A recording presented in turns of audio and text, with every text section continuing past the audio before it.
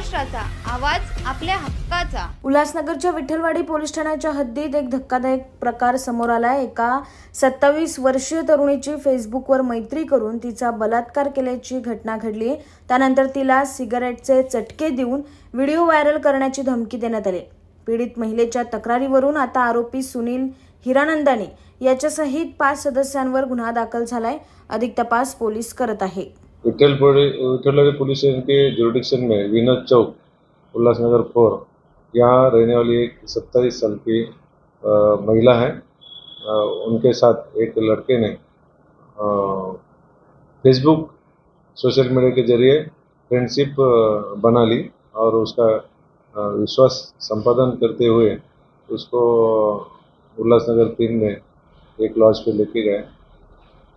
उसके अनुमति के बिना उसके साथ शारीरिक संबंध प्रस्तावित किए। चुपके से उसका वीडियो बना लिया। उस वीडियो का इधर सोशल मीडिया पे वायरल करने की धमकी देके उसने उसको शादी करने से मजबूर किया।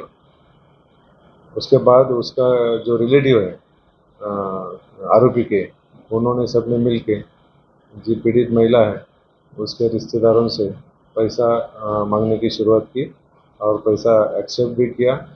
फिर भी उसके लिए ज़्यादा पैसा चाहिए, इसके लिए उसको शारीरिक और मानसिक उसकी सब छल किया उसको।